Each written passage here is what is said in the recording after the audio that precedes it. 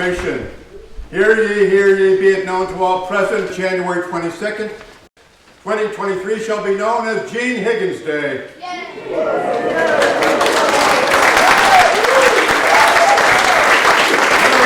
Congregational Church of Rupert, Vermont, and its membership hereby request that January 22nd, 2023 be known as Gene Higgins Day, whereas Gene Higgins, the respected resident of Rupert, Vermont, be recognized and honored on this date for his commitment and service to this community, whereas Gene Higgins shall be celebrated for his reputable dedication for his town history and years of service to the Rupert Historical Society, whereas Gene Higgins will be recognized for his distinguished dedication and service to the town of Rupert, Vermont, and its residents as Justice of the Peace, whereas Gene Higgins will be recognized and appreciated for serving as Deacon and Treasurer of the Congregational Church of Rupert, whereas Gene Higgins will be treasured for his endearing storytelling, captivating humor, and commitment to putting smiles on the faces of all who know him now. Therefore, resolve that the Congregational Church of Rupert, Vermont, and its membership do hereby proclaim January 22nd as Gene Higgins Day. It is encouraged that all people who reside within the town of Rupert, Vermont, and beyond celebrate Gene Higgins by sharing stories and laughter all day through. We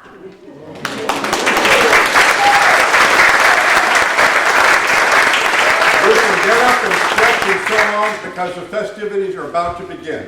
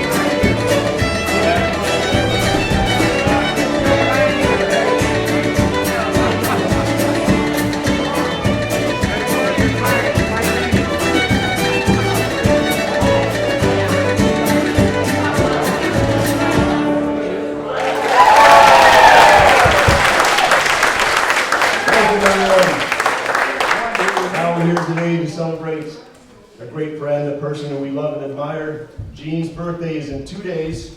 He was born on January 24th, 1937. But we're having a party for him today because more folks have come out on a Sunday. It's Gene Higgins' birthday. We're the Gene Higgins birthday K-League band. Plays the songs. And we have some great speakers coming up as well. So I don't know what they're going to say about you, Gene, but I hope they exaggerate one of the good stuff. All right, this song is a much-loved song in Ireland. This is written by Ewan MacColl. It was made popular by the Dubliners. It's called Dirty Old Town.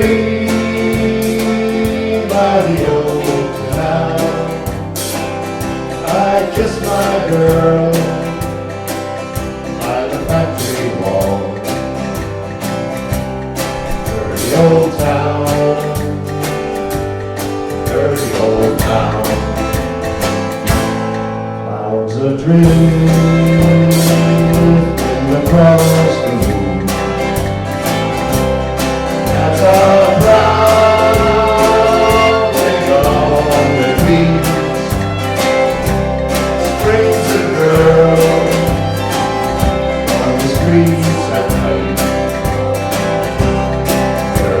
old town, dirty old town.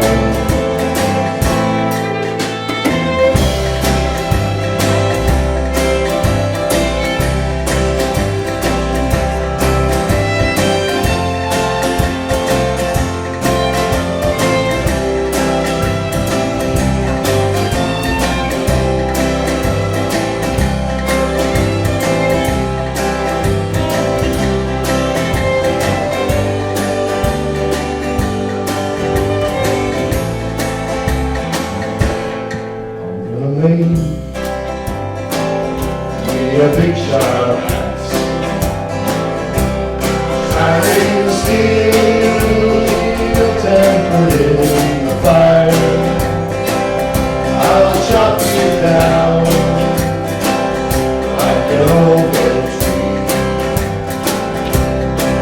Dirty old town, dirty old town. I met my love by the Gossamer's Fall. Dreamed the dream by the old canal. I kissed my girl by the factory wall. Dirty old town, dirty old town, dirty old town.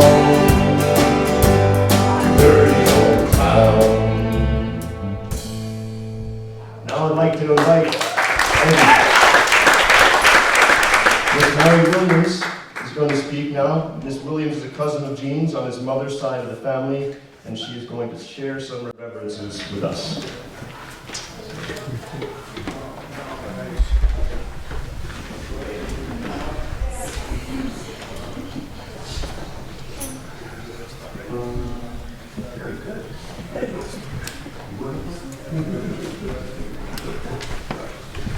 I didn't know I was going to be the first speaker today.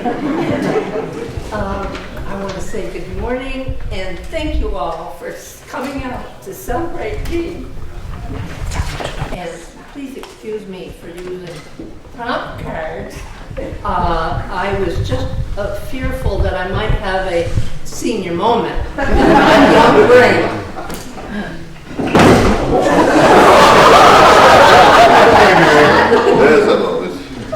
I think I project okay. I am Mary Jordan Kinney Williams, and I come from the other side of the mountain, like the bear.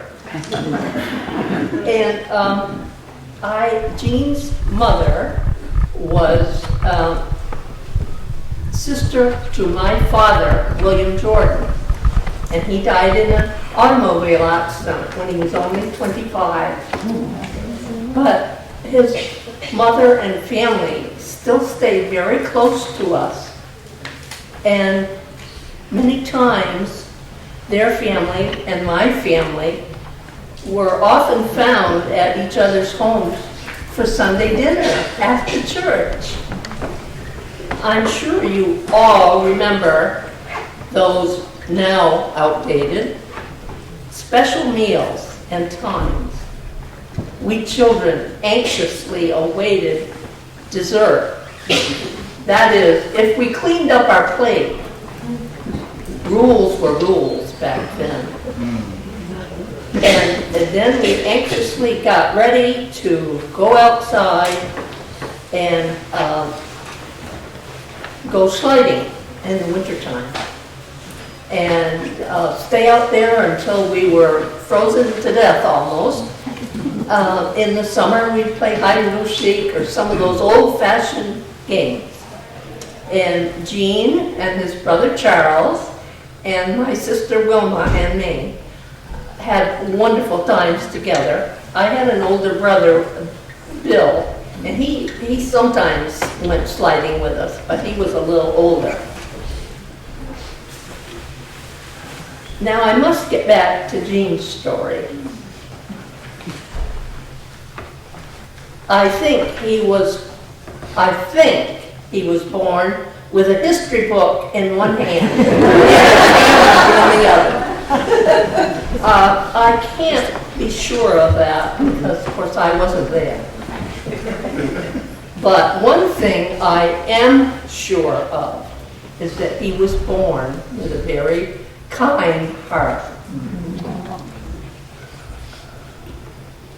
And it always seemed that it was much easier for Gene to give to others than to receive for himself. He must have been a wonderful teacher,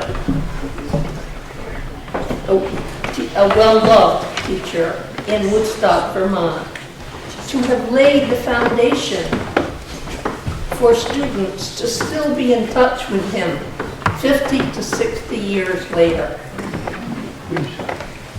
And some even visited him a few years ago when he was in Dartmouth Hospital for heart surgery.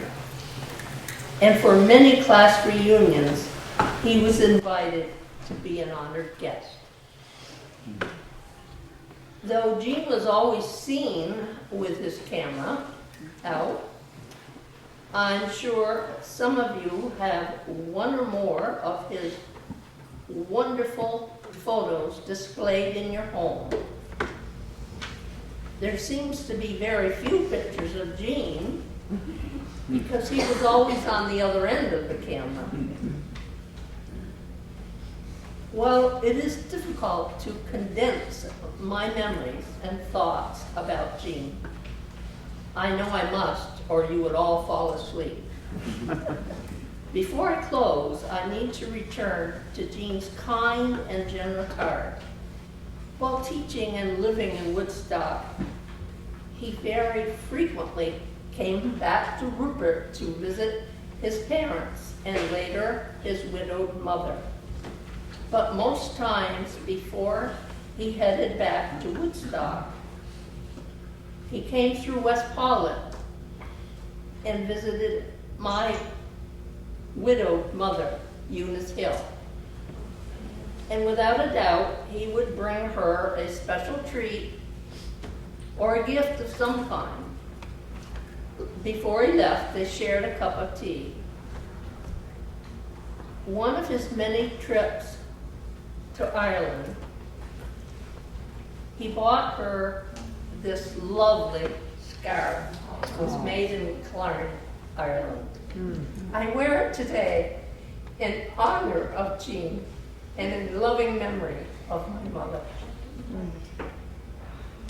Gene, your interest and love of history is so inspiring, and I'm sure that you have filled in the blanks for many Rupert folks and others.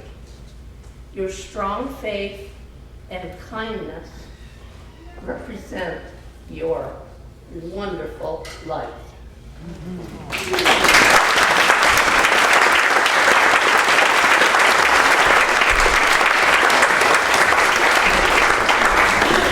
I'd like to invite the esteemed organist and choir director of not one but two Rupert churches, Mr. Kevin Bishop, to come and say a few words. I'm totally surprised. Totally surprised. Well, I just made a few notes. So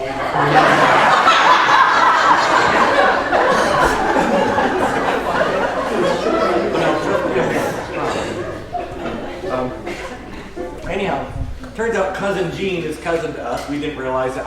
I came here in 1991. We're from Manchester, but I got hired to the organ here in 91. If you remember back to 91. And Gene, being an avid genealogist, always is telling something about some dead relative. Turns out his grandmother is sister to my wife's grandmother, so that makes us something.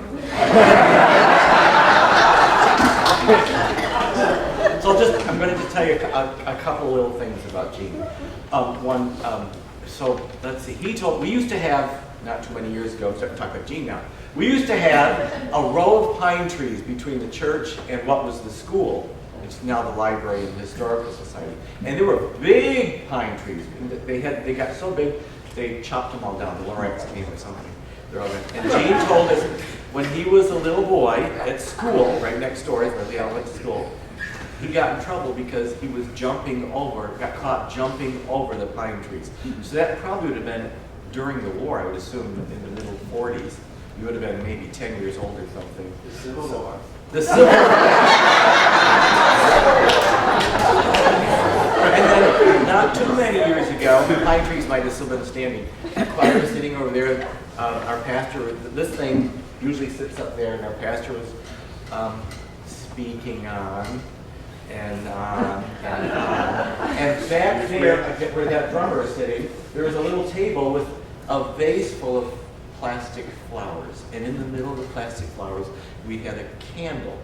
And being good Vermonters, we burned them candles so there was no wax left.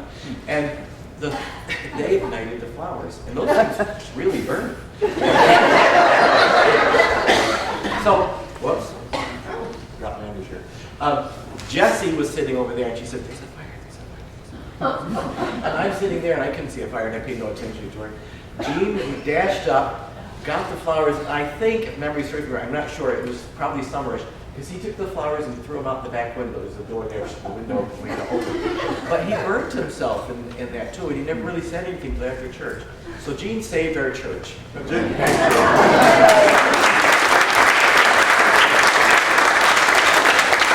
And that's all I'll take. Thank you.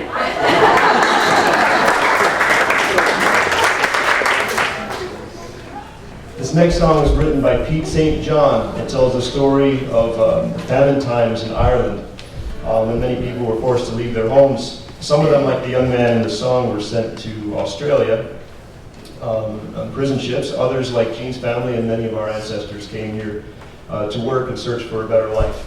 So since the time this song was written, it's become sort of an unofficial anthem in Ireland. It's called The Fields of Athenry. It has to do with living free in hard times. And the lyrics are also in the program if you'd like to sing along in the choruses with us. So it's a good sing along.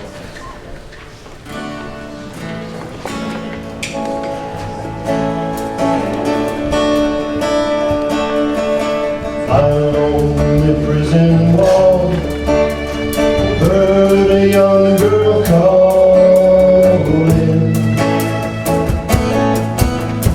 Michael, they have taken you away. Oh, you stole your valiant corn, so the young might see the morn. Now a prison ship lies waiting in the bay.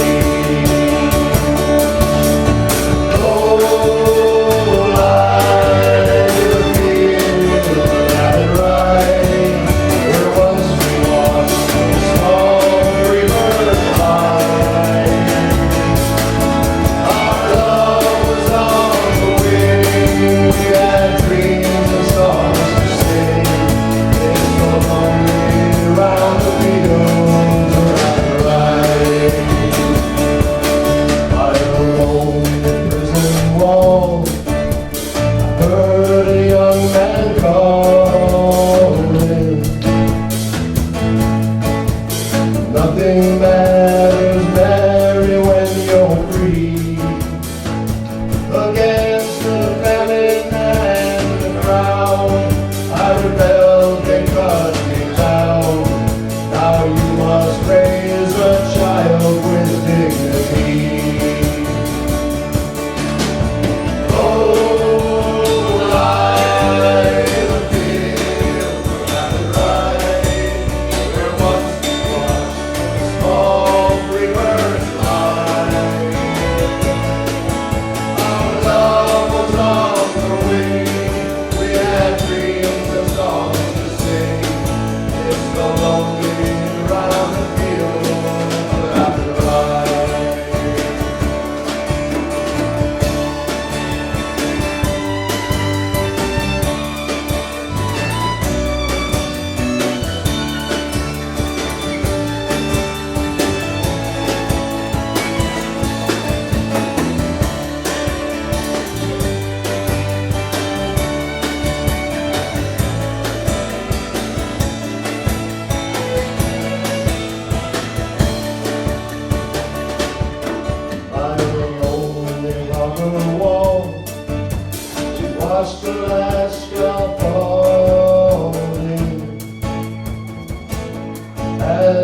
prison ship sailed out against the sky. Sure she'll wait to hope and pray for her love at the Hardly Bay. It's so lonely around the fields without the light. Oh, light in the fields without the light, where once was strong rivers lie. Our love was on the wing, we had dreams and songs to sing. It's so lonely around the fields without the light.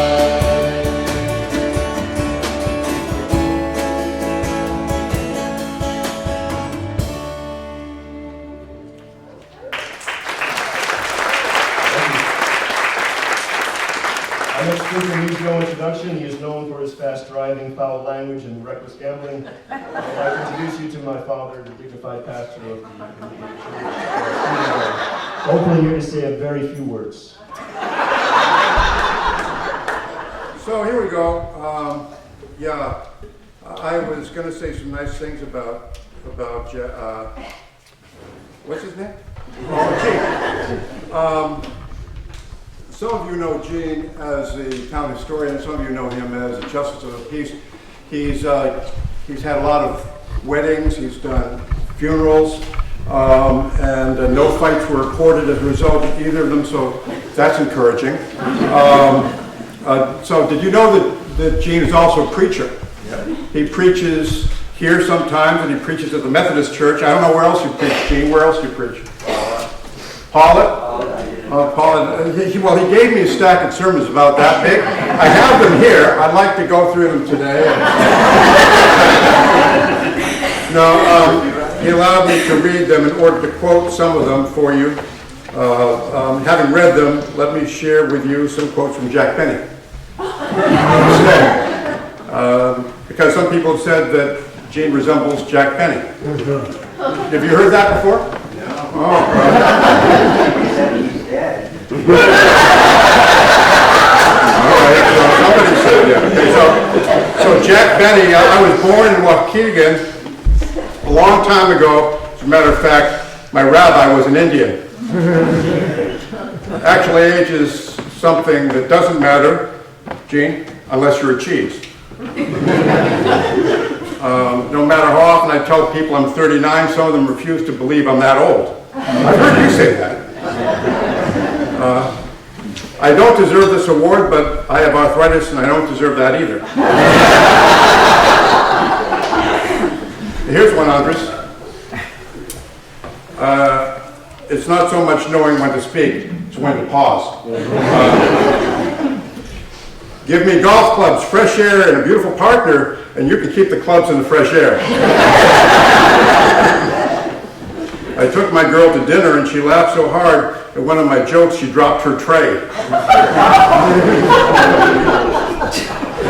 And just like Gene, modesty was his best quality. Now, I think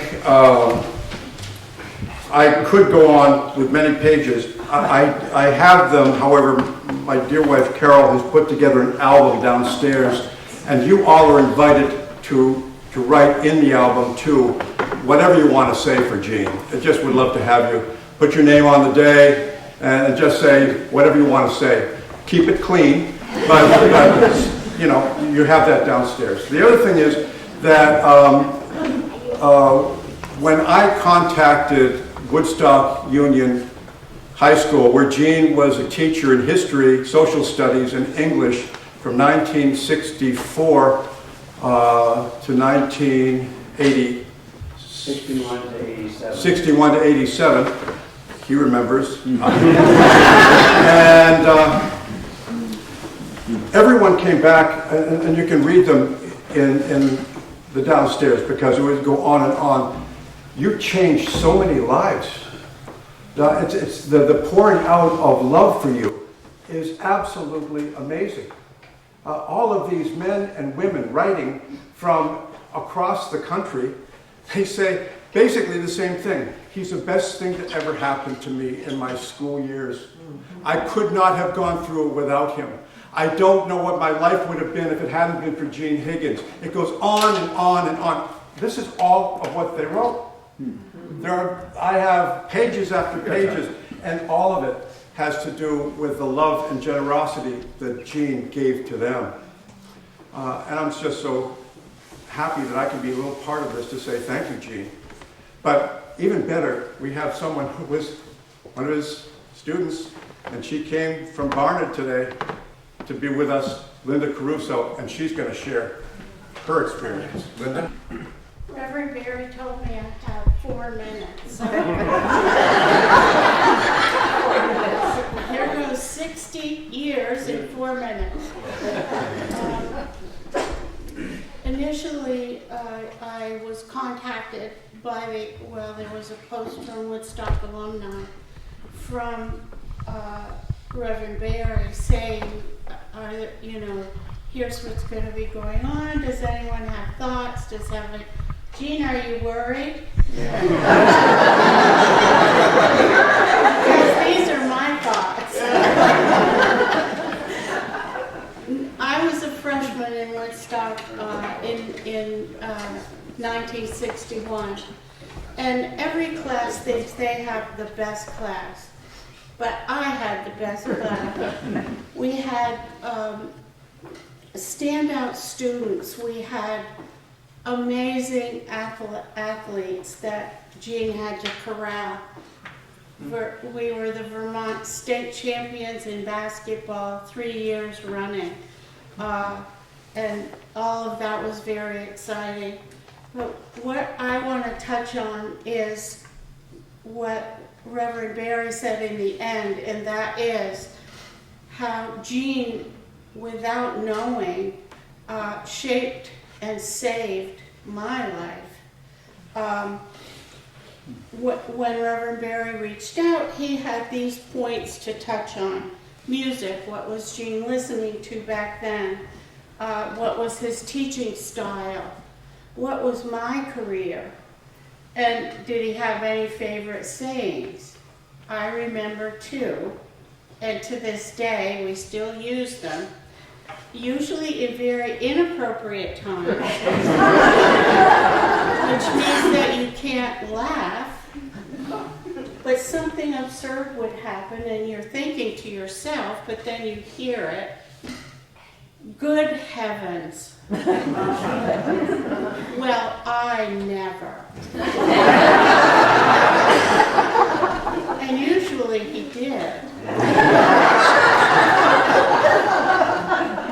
As far as the music, you all are way too young, but you will remember.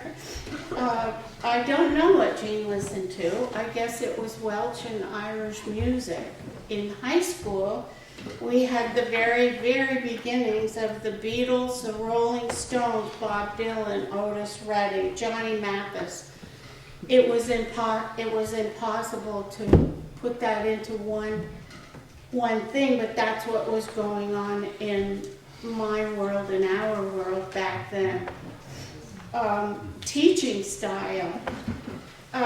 Gene had a this is not a bulletin, dry and witty sense of humor. And that came in handy because our class was particularly quick and full of humor. What floors me now, thinking back on his teaching U.S. history, just think about this.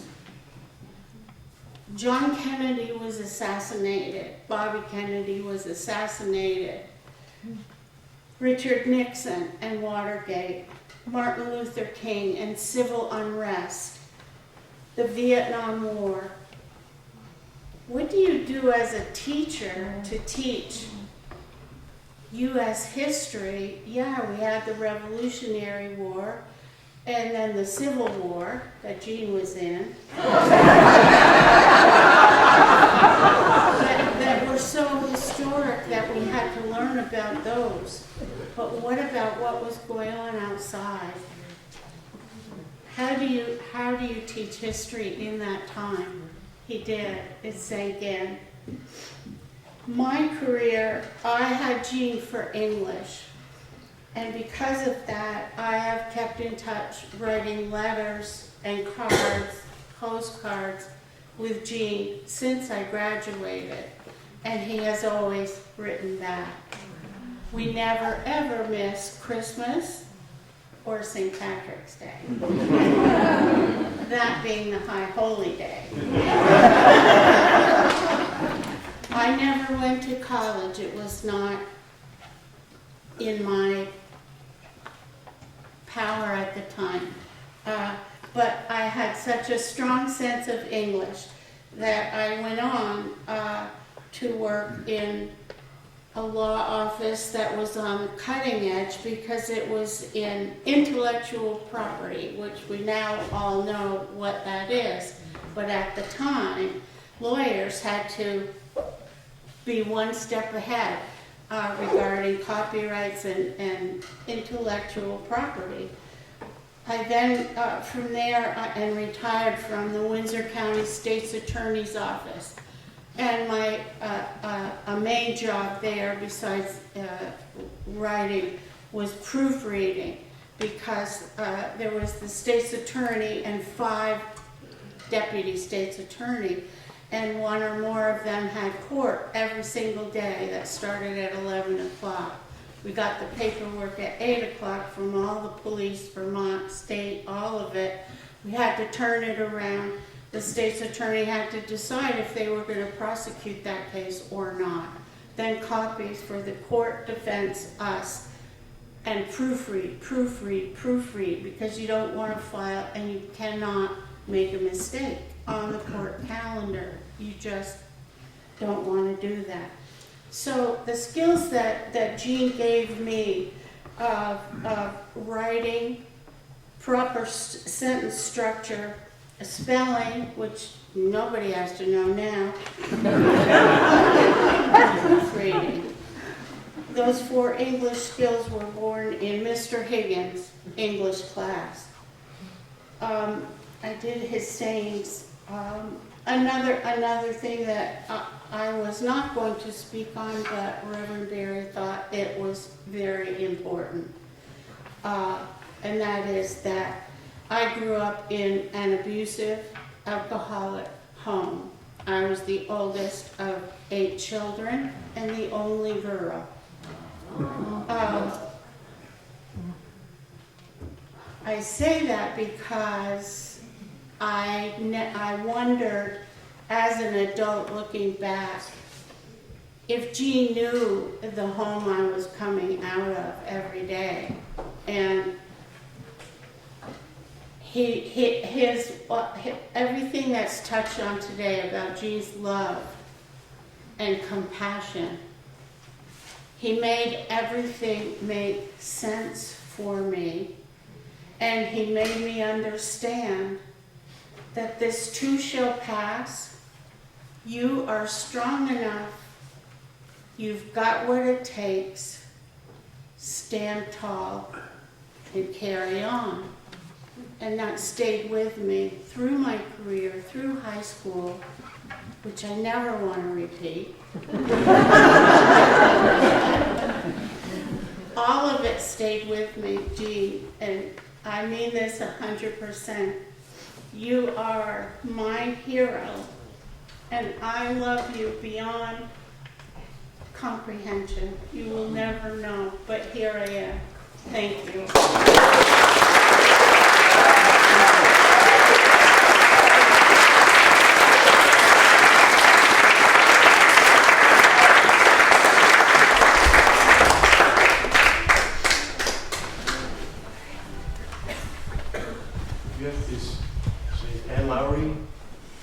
Say a few words. I am. This is a hard act to follow. Stand tall.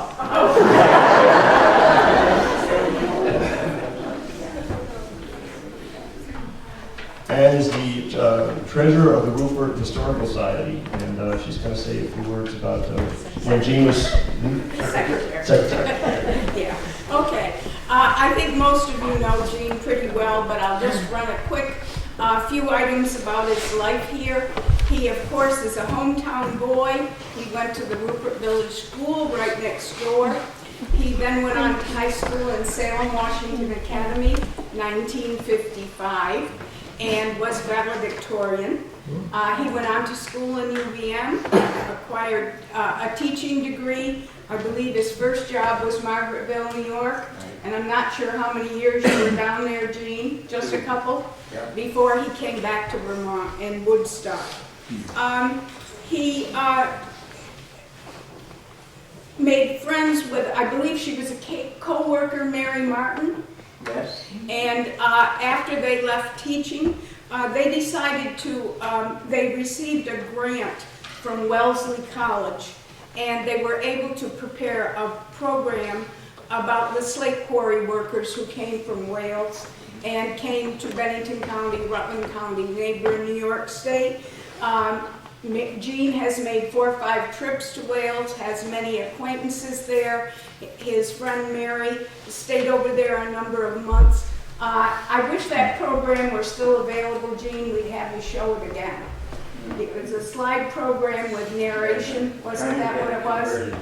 Yeah, exactly. After leaving teaching, he worked in a bank, both in Woodstock and Granville, New York. He made quite a few trips to the Southwest. I think there was a program at Woodstock that invited students from reservations over there to come to Woodstock, and I know that you stayed in touch with some of those students. He was back in the Rupert by the 1990s.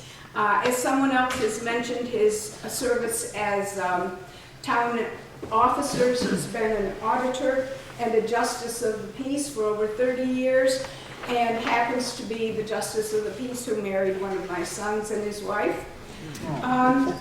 Anyway, in the getting down to the Rupert Historical Society in the late 1980s, people in town started discussing forming a society. Gene was very influential in that. In 1992, they received a grant from the state of Vermont certifying them as a tax-free organization. By the way, the dues were $2.50 when they started. I looked that up. He has had 25 years as president of the Historical. He has been responsible for writing and printing the newsletter every year. He's written our article for the town report. He's been available for genealogy for people in town and out-of-towners. And of course, as Mary mentioned, he's been a first-class photographer. So he has pictures of all events in Rupert, historic buildings, the parade, the rural landscape, the dandelions out here on the flat. He has made many donations to the Historical Society, portraits, books, quilts, blanket chest. The only maybe funny that I can share about him is that Margaret Bain and I and Gene have been responsible for most of the exhibits, and Margaret and I do a lot of planning, but Gene has done all the legwork. He's the one who climbs the ladder. And he usually gets up there and he has the picture, the poster ready to go, and we say, no, Gene, a little bit to the left. No, it needs a little bit. He's been pretty patient with us. So thank you for all your service to Rupert.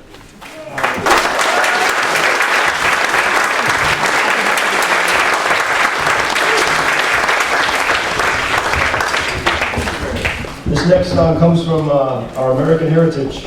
Gene could tell you Rupert was a stop on the Underground Railroad for a while, and so this town has a history of doing what's right when the law is wrong. And please join us on the chorus. The lyrics to it are in your program.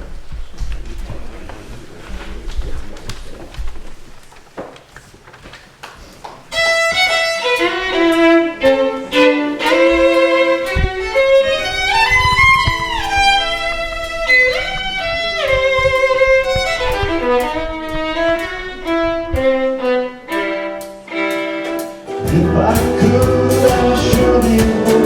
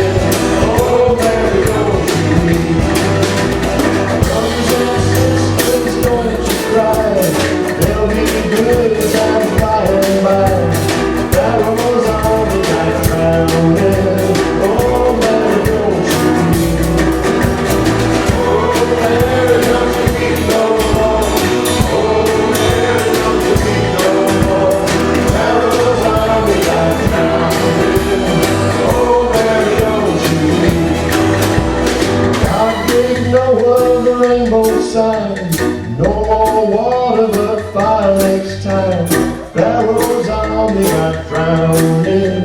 Oh, Mary, don't you weep. Oh, Mary, don't you weep no more. Oh, Mary, don't you weep no more. Pharaoh's army got drowning. Oh, Mary, don't you weep one time. Oh, Mary, don't you weep no more. Oh, Mary, don't you weep no more. Pharaoh's army got drowning. Oh, Mary, don't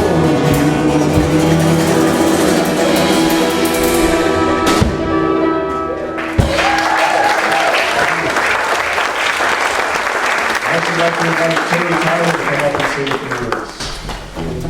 I'm not Terry Tyler. Oh.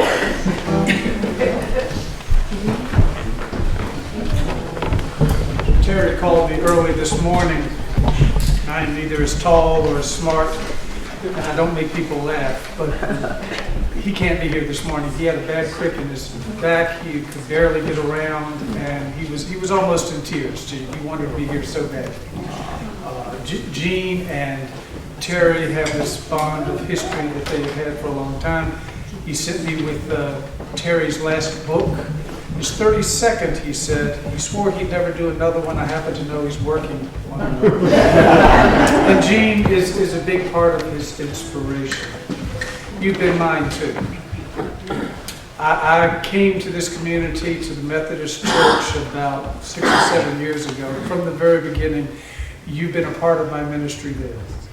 And we all think the world of you. And we all love you, including you. Thank you.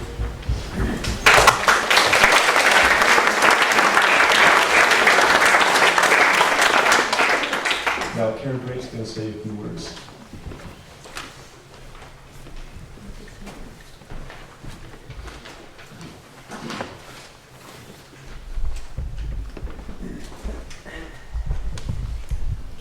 Good morning again. Now, I feel a bit of a kindred spirit type friendship with Gene because we both love photography so much. So I'm the new kid in town who's infringing on some of his photography locations, and I apologize for that. And I appreciate and love his view of history of this community so much, because just moving from my hometown where my grandmother was town historian, and at the ripe age of 12 years old, I became a docent at every historical event in the area. And when I moved here, and my husband moved, and I moved into the parsonage, I wanted to kind of learn as much as I could about the history here and how it connected back to my hometown, who is pretty close by. And it's amazing that the Hudson Valley history and the history of Vermont are so deeply intertwined. But I come up here today because I also like to dabble in poetry. And some of the people in this room know I wrote a poem about another popular guy in town. Well, today it's Gene's turn. So, my poem today, in a little bit of a limerick spirit, is called Rupert's Gene of the History Scene. Here in Rupert lives a man named Gene, who's positively crazy about the history scene. He's known far and wide and is never tongue-tied. He even has friends in the Hopi tribe. He knows all about those gents of Kent Hollow, and his stories are always easy to swallow. His students remember him as a fabulous teacher, and on Sundays he often fills in as the preacher. He's full of animation while discussing Welsh immigration, and has the knack to keep track of old so-and-so's blood relations. To know Mr. Higgins is to also know Lincoln. And now that I've really got you all thinking, that top hat he wore while reciting that score is not just a bit of folklore to ignore. That Gene, he adores it, and yes, it's true, he actually wore it. It happened in Dorset, and now we're all better for it. And it can't be forgotten, those stories about cotton. when the kids went to work and weren't nearly as rotten. In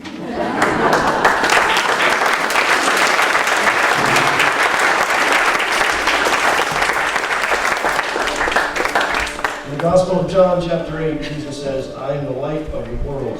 He who follows me will not walk in darkness, but will have the light of life.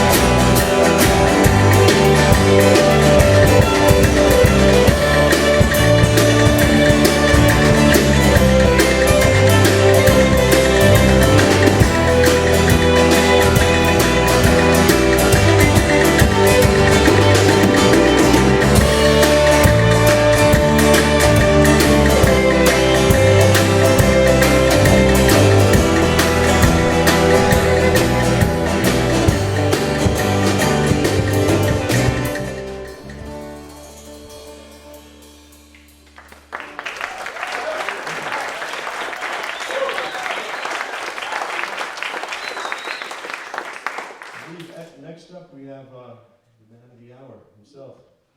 Gene, do you want to set the record straight?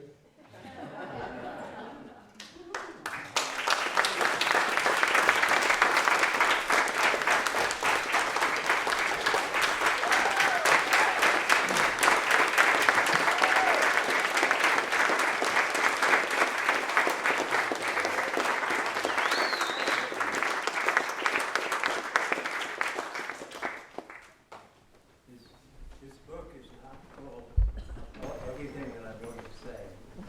If my teeth fall use that. I'll try to do it neatly.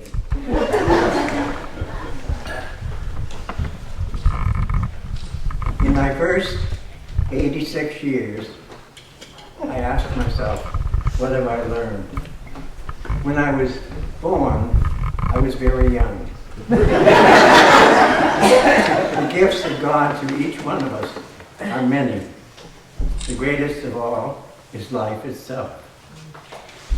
And life is worthwhile if we learn each day the lessons of living and the joys of giving. Growing up was a series of challenges. But what did we gain? What did I gain? Look around. What's the chief ingredient of your life today? Is your life like mine has been, a long journey surrounded by the gifts of love, broken at times by great sorrow when other lives have ended? The gift of memory blesses most of us so that we're wrapped in endless kindness and care for and care from each other. I have been constantly the recipient of gifts of food in recent years and recent months, and transportation as I've grown older. And this year, the gift of muscle to lift a shovel of snow, which weighs so much more than it did just last winter. From the adventures of my infancy, when they smuggled me over the border from Granville to Vermont, I have benefited from the willingness of others to take a chance on me, to believe that it's worthwhile and worth the risk to become a friend of a talkative Vermonter. When I was growing up, I had a whole set of grandparents, some of whom were actually grandparents, and others whom I adopted. My aunt, Elizabeth, was a Welsh girl from West Paula, the granddaughter of immigrants who came to work in the slave quarries. And one of those ladies, her aunt, was Kate Loveland, whose birthday was the same day as mine, although she was 78 years older than I. She's always said we're the same age, I just got older faster.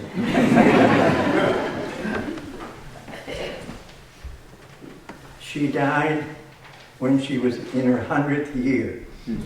And she once told me, she said, I don't know why people think I should be ready to die. She said, I'm only 100 now, and I've got things I want to do. Well, I think we will all have that circumstance, I hope. I have had a wonderful life, teaching, traveling, making lifelong friends, living and studying history. I had a beloved family. My mother and father were farmers. They worked daily in separate jobs. We moved frequently when I was a young kid. I began my life in Granville in what eventually became a frozen food locker. It had nothing to do with my birth. But later on it was originally a dwelling house, and it eventually became one again. Then they tore it down. Now it's just a vacant lot in Granville. My former students have been my family. I've been asked many times, didn't you ever marry?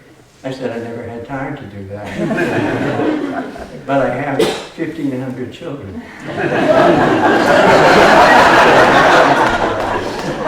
Anyway, and as Linda has said, and as my cousin Mary has said, my children have kept track of me all the years that I have known them.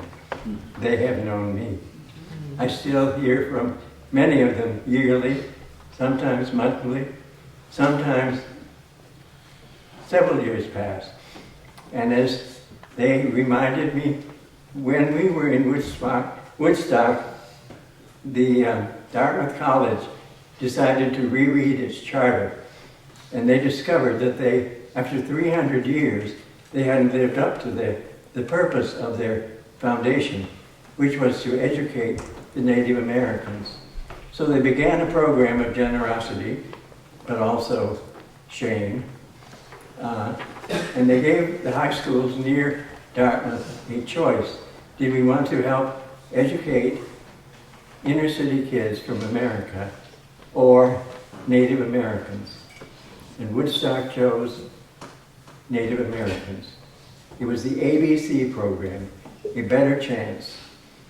We had Native Americans from several tribes, some of them from Alaska, some from the Midwest and the far west, Hopis, Navajos, Kiowa, Alaskan Indians, and others. We had them as students. They began as freshmen, and then they stayed with us until they graduated. Then they were guaranteed free tuition to Dartmouth. I once went to visit a couple of my students on the Navajo reservation, and I asked if they thought that program had helped them a lot. Some said no, because they did not fit in either culture when they got out of that program. They were too well or too far educated for the other Native Americans, and they were not qualified quite to be what Dartmouth prepared them for. I still hear from some of them. One is an elder on the Hopi tribe, and he and I correspond quite frequently.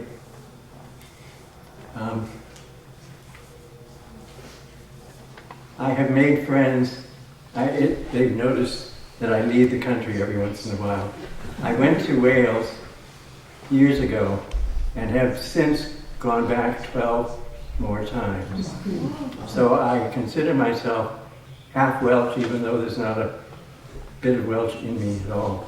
I have adopted Margaret's family over there, and I also took my parents, luckily, to Northern Ireland to visit their ancestral place, and also I reconnected with Margaret's family in Wales, and because of electronics and so forth, we correspond by telephone, among other things. And they say that once in a while they can see me here in church, so I better behave. Change. I'm often, some of you may remember that when Margaret and I were young, we had an uncle, Kenneth, who was only 16 years old when I was born, and he was 21 when Margaret was born, since she's slightly younger than I am. He loved automobiles. He said at one time he was so fond of them that he wanted to be buried in his automobile when he died. So he even chose the place where they would dig the hole up on Eddie Lewis's farm. So Kevin has reminded me sometimes, because I gave a sermon once on my many friends, or several friends, who had committed suicide, 5 to be exact. One of the last ones was a man who was my boss when I worked in a bank in Woodstock. And I think he was only in his late 40s, he went into his garage one day and started his car and sat in it until the garage filled with poisonous gas, and he died. I went to his funeral in Bridgewater, and my uncle, who often went with me on trips, had to stay home that day. So when I came back, he asked me what I had done. I said, well, I went to Ray Rose's funeral. I said, he committed suicide. went into his garage and killed himself. He said, "Can I ask you a question?" I thought, he's going to ask me really something profound. So he said, "Come here, let me ask you this." So I bent down, prepared to receive a really profound question, and he said, "What kind of car was it?" I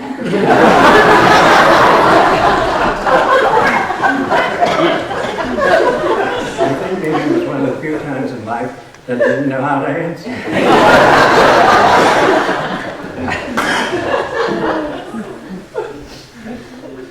Anyway, I think he did live to be 80 himself. He was always, he taught us all to drive. By that I mean, as young kids, we sat on his lap in a 1927 Ford truck, and we helped him steer.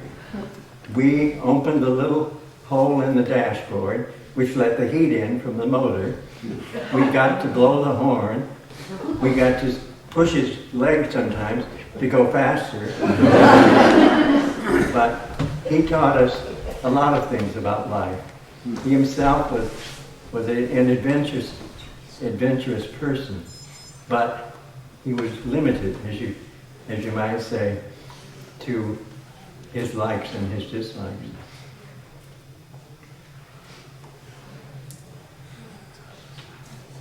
I'm running out of gas here. No, it's okay.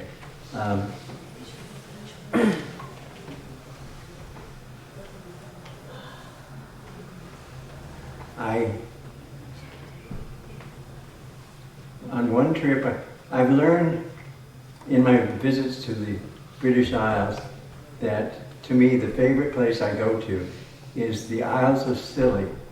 Some of you may never have heard of them. They're off the coast of Cornwall. There are 5 little islands, and they're called the Isles of the Blessed or the Isles of the Dead. There are ancient burial mounds there. I crawled in one once just to say that I had crawled back out.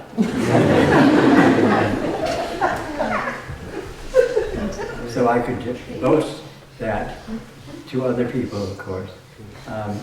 One time when we had a student with us named Randy Mayhew, who's a lawyer in Woodstock now, and you can fly to the Scillies from Penzance. You can either fly 15 minutes on a helicopter or 2 hours on a boat. Well, once you get there, your transportation is from island to island by open boat. And one time when I was with Randy and 2 other teachers, we were going from St. Mary's, which is the biggest island, to St. Martin's, which is the second biggest. And we were hit by a massive wave, which tipped the boat right up, and we stood actually on the side of it. And afterward, Randy said to me, "I hope you weren't ever worried, Mr. Higgins. We would have saved you." And I said, "Well, it's very nice, very good of you to think of me first." He said, "No, it wasn't any special reason. You had the traveler's checks." So I learned. He became a lawyer later on. I could have recommended other careers at that point. But anyway, I've got to remember some of the words of wisdom from my many relatives and many adopted relatives.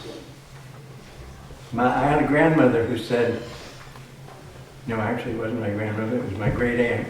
She said, you have to be careful in little towns like this, like Rupert, because we gossip a lot. Surprise. She said, I live by one rule. Nothing decent happens after 10 o'clock at night. So, and she lived a long life. So,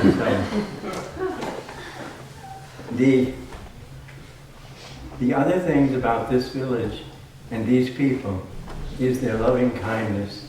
Constantly, I receive many, many, many gifts of kindness every day and every week and every hour and every time we meet as a group. It's wonderful. I worry about this type of attitude dying gradually, but I don't think there's any great danger of that happening.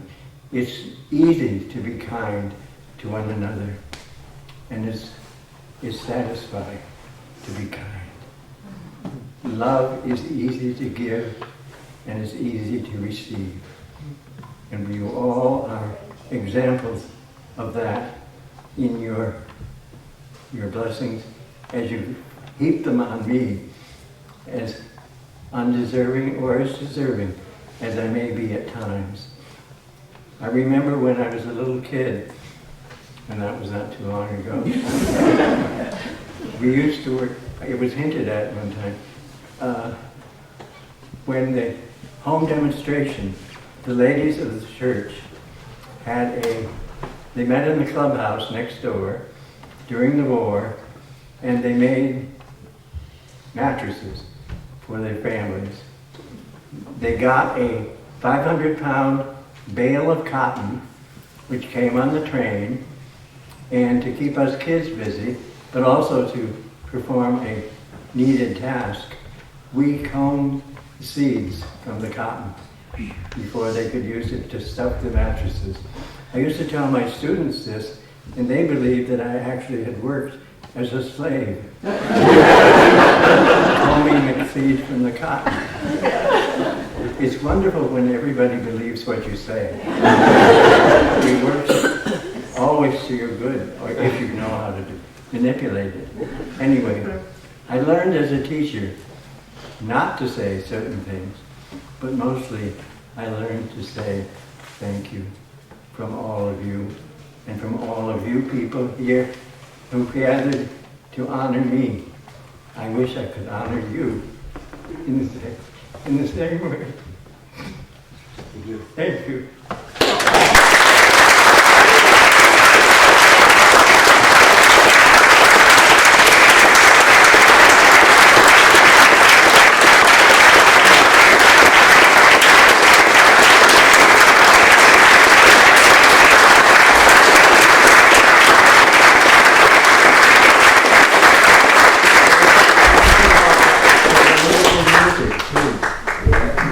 We have a wonderful citizenship here. We have a wonderful family. And thank you for letting me be part of it.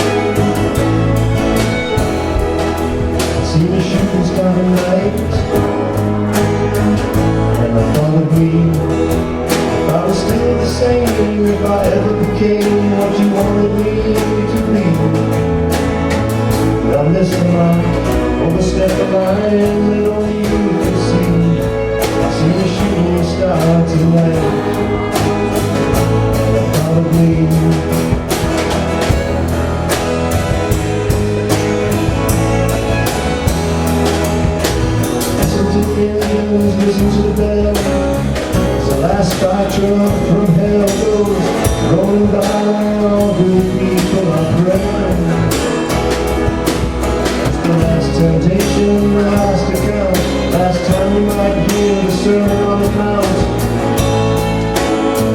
Last radio play. I see the shooting stars at night slip away. Tomorrow will be another day. Guess it's too late to say the things to you that you needed to hear me say. I see the shooting stars at night slip away.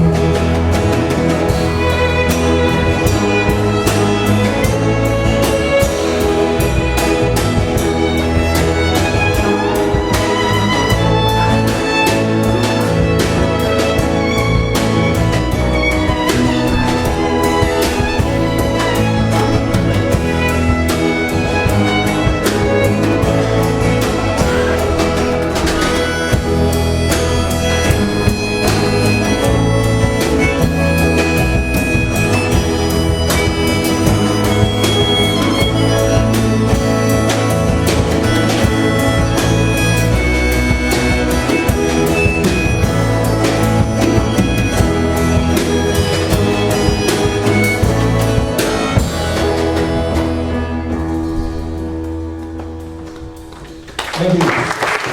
Introduce the band. Mr. Thomas Logan on bass guitar. Tom Logan on the drums. Michael Rudiakoff on the drums. Joanna Konoga on the fiddle. And Jeff Reinbeck on the piano. We have one more song for you. This is a song that I think it originally was a Scottish tune, but it is it was written by a border reaver who was about to be executed, and he wrote a farewell letter that turned into this song. There's many verses. We're only going to play a few here, but it's called "The Parting Glass," and it's one that became very popular. It was sort of the farewell song before Auld Lang Syne was written.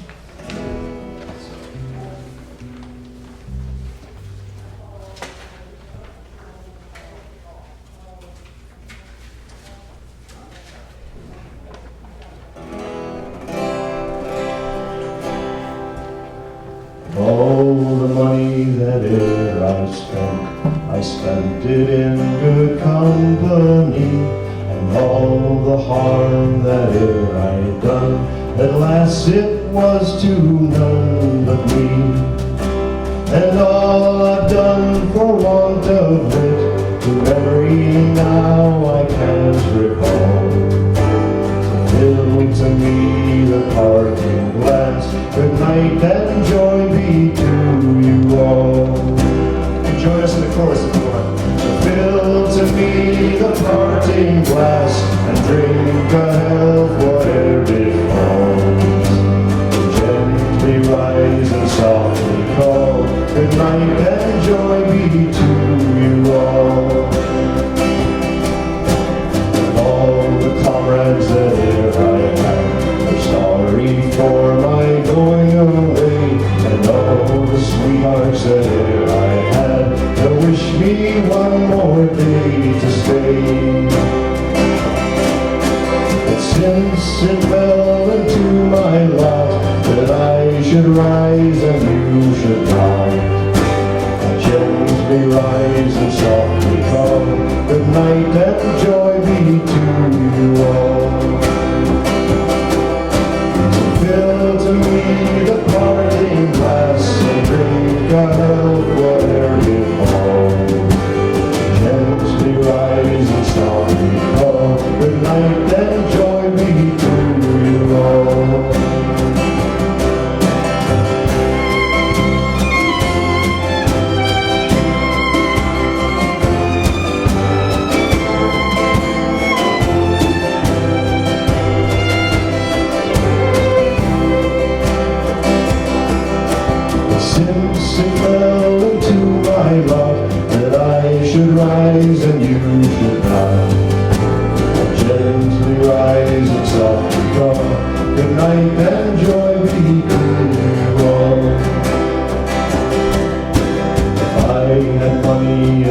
to spend. Leisure time to sit a while. There is a fair maid in this town that surely has my heart beguiled. Her rosy cheeks and ruby lips, my own true heart she has enthralled. Fill to me the parting glass, good night and joy be to you all. Fill to me the parting glass, drink a health for every fall. Gently rise and softly fall, good night and joy be to you all.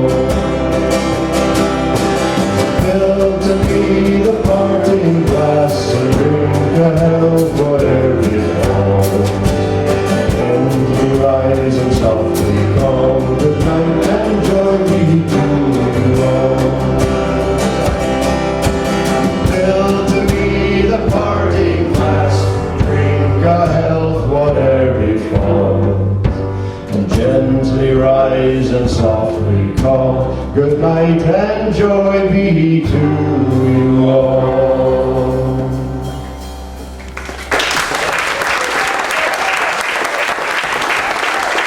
Thank you.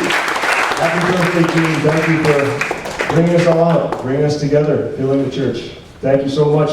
I invite everybody downstairs. There's food, there's drinks. We have a chance to gather. There's a book we can all write in. Maybe we'll go downstairs and play some more music as well. So we'll keep it going as long as anybody wants to stay here. And so may your days be many and your troubles few. May all God's blessings descend upon you. May peace be within you. May your heart be strong. May you find what you're seeking wherever you go.